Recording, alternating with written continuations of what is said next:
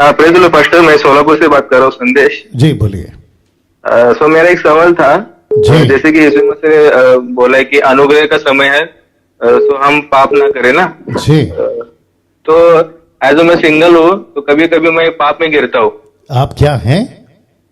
मैं सिंगल हूँ ना अभी, मतलब ठीक से बोलिए। आप सिंगर या सिंगल?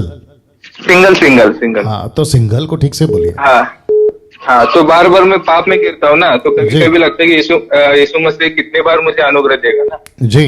तो कभी कभी ऐसा होता है कि मुझे स्पिरिचुअल लाइफ में नहीं रहना है अभी, नहीं मैं पीछे जाऊँ। जी। मैं बहुत पापी हूँ, ऐसा गिल्टी फील होता है। जी। तो उस समय सिंगल लाइफ में हम क्या करना चाहिए? जी। और आप कितने समय से मसीह में हैं? अभी मैं 3 साल से मसीह में हूँ। और बाइबल कितना पढ़ते हैं आप? वर्कआउट मतलब वर्क करता हूँ ना, इसलिए मैं 2 टाइम बाइबल पढ़ता हूँ, सुबह आप और कितना पढ़ते हैं सर? वही पूछ रहा हूँ। 1 चैप्टर 2 चैप्टर कितना पढ़ते हैं आप? 2 चैप्टर पढ़ता हूँ। ओके, तो 3 साल से आप 2 चैप्टर पढ़ रहे हैं।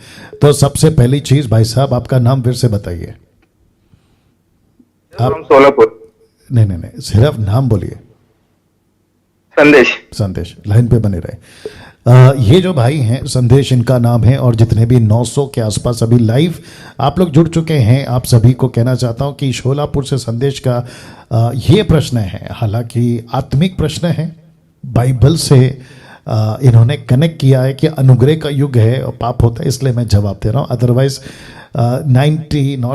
70% इनका पर्सनल हो जाएगा। फिर भी जवाब दे रहा हूँ क्योंकि 30% बाइबल से कनेक्टेड है या आत्मिक जीवन से कनेक्टेड है।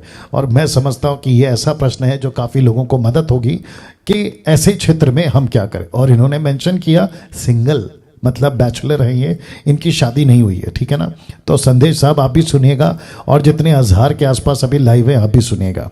देखिए, ये भाई 3 साल से मसीह में हैं, बाइबल बहुत कम पढ़ते हैं, 2 चैप्टर पढ़ते हैं, 2 बेस पे, मतलब अलग अलग टाइम पे 2 चैप्टर पढ़ते हैं। तो इनकी खुराक बहुत कम है, और जिसके चलते हो रहा क्या है कि गलतियों की किताब 5वां अध्याय वचन 17 के मुताबिक आत्मा शरीर के विरोध में, शरीर आत्मा के विरोध में, जिसके चलते इनका शरीर या शरीर की बातें, बुद्धि, शरीर का सांसारिक बातें, उसकी लेवल बढ़ रही है, आत्मिक लेवल नीचे जा रही है। और जिस व्यक्ति के आत्मिक लेवल नीचे जा रही है वो शरीर उस पे हावी होगा, किस पे? आत्मा पे, लेकिन आत्मा शरीर पे हावी नहीं होगा। मैं हमेशा कहता हूं, आज फिर थोड़ा डिटेल में जाता हूं क्योंकि मैं समझता हूं कि बहुत सारे लोग जो हैं वो इस प्रश्न की शायद उत्तर से अपने जीवन को भी ठीक करेंगे। पहला पत्रस की किताब उसका 2 अध्याय वचन 2, 1 पीटर चैप्टर 2 वर्स 2, और फिर इफिसियों की किताब उसका 5वां अध्याय वचन 26, उसको भी याद रखना। 5 का 26, इफिसियों 5:26 बात में याद रखना। ओके, नाउ यहाँ पे लिखा है, नए जन्मे हुए बच्चों के समान निर्मल आत्मिक दूध की लालसा करो ताकि उसके द्वारा उद्धार पाने के लिए बढ़ते जाओ। तो इसका मतलब क्या है? आपको आत्मिक बच्चे बनने के तरीके में निर्मल दूध, आत्मिक दूध। तो आत्मिक दूध क्या है? वचन, क्योंकि इंग्लिश ट्रांसलेशन तो वर्ड ऑफ गॉड कहता है।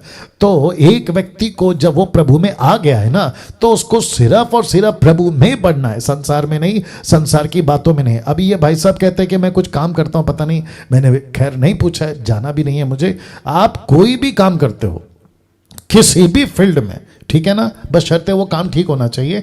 आप कहते हो कि मेरे को टाइम जितना मिलेगा मैं उतना बाइबल पढ़ूंगा, तो मेरा प्रश्न है, फिर आप मसीह में आके कोई फायदा नहीं है, आप पूरी जिंदगी जूझते रहोगे।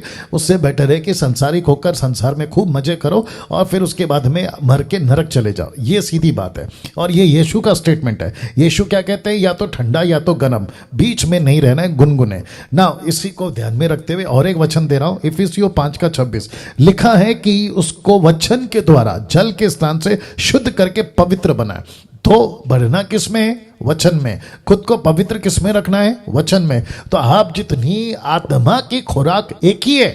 भाई साहब, संदेश जी आप भी सुनिएगा। संदेश साहब जवाब दीजिए। हाँ जी, मैं वापस कह रहा हूं, आपकी आत्मा का खुराक एक ही है, और वो खुराक का नाम है वचन, वर्ड ऑफ गॉड। एक व्यक्ति को, पुरुष हो या स्त्री, यंग हो, ओल्ड, पास्टर हो या साधारण चर्च का मेंबर, उन सब का आत्मा का खुराक की बात कर रहा हूं, एक ही है, वचन से फीड करना है। फीड समझते हैं उसको, वचन से पोषण करना है, पालन पोषण करना है। आपका वचन जितना अंदर होगा, इसलिए तो यीशु ने कहा है ना कि जो अंदर से बाहर जाता है, माफ करे, जो बाहर से अंदर जाता है, यानी कि संसार का खाना वो मनुष्य को अशुद्ध नहीं करता, लेकिन अंदर से क्या बाहर आता है, आपके अंदर क्या भरा पड़ा हुआ है, ये इंपॉर्टेंट है। तो आप अंदर अच्छी चीज भरो, आप अंदर वचन को भरो, तो बाहर क्या निकलेगा, वचन निकलेगा। और जिसके चलते, अब इसके आखिरी इस पे आ जाता हूं, आपने कहा बार बार पाप होता है, तो इसका मतलब ये हुआ, बहुत ध्यान से सुनिए जितने भी 1100 के लोग हैं, जो व्यक्ति बार बार पाप कर रहा है, दूसरे शब्दों में वो बार बार पाप की तरफ खींचा जा रहा है, तो इसका सीधा आंसर है, बहुत ध्यान से सुनना संदेश जी, आप भी, आपका उद्धार अभी तक नहीं हुआ है। या वापस बोलता हूं, एक व्यक्ति पास्टर हो, रेवरेंड हो, अपोस्तल हो, साधारण चर्च का विश्वासी हो, म्यूजिशियन हो, वर्शिपर हो, बाइबल टीचर हो, कोई भी हो, नेशनल इंटरनेशनल, एक व्यक्ति अगर बार बार पाप की तरफ जा रहा है, इसका मतलब यह हुआ कि उसका उद्धार नहीं हुआ है। वो सिर्फ धोखा दे रहा है खुद को, धोखा दे रहा है चर्च को, धोखा दे रहा है परिवार को, धोखा दे रहा है अपने जानने वालों को जो उसको फॉलो करते। एक व्यक्ति बार बार, अगर मुझे शब्द मैं इस्तेमाल कर रहा हूं, माफ करिए, क्योंकि बाइबल का वचन है, यीशु कहता है अपने दास पतरस के द्वारा, पवित्र आत्मा, दूसरा पतरस, दूसरा अध्याय वचन 22 में, वो कहता है कि कुत्ता अपनी छांट की ओर और सूअर वापस कीचड़ में लोटपोट होने को। तो एक व्यक्ति अगर बार बार पाप करता है, तो बाइबल कहती है, डैनियल राज ने, वो कुत्ता है।